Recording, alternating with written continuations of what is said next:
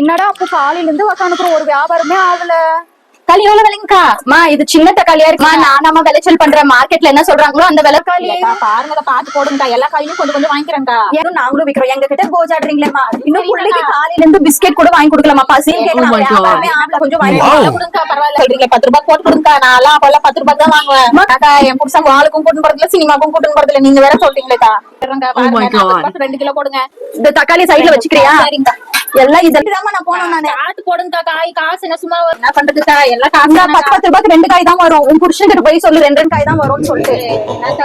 காசெல்லாம் இருக்குது போடுங்கக்கா. நீங்க ஏன் காமெடி பண்ண பேயாது கேக்குறேன் நானே. நீங்க 100 ரூபாய் தான் எடுத்துட்டு வந்துக்கிறேன்டாமா. காய் கொடுத்து ரூபாய்க்கு இப்படிதாம்மா வரும். இதெல்லாம் ஒண்ணு தான் வரும். 20 ரூபாய் அவ்வளவுதான். காலையில வந்திருக்க முதல் வியாபாரம் நீயே வெங்காயம் தான். வெங்காயம் வாங்கிக்கிறியாமா? இதுக்கு முன்னாடி மாவு எடுத்துவாங்க என்னக்கா. எல்லாம் போட்டேன். பணம் எங்க வச்சேன் தேடிங்கிறேன். பணமே எடுத்துட்டு வரலையா?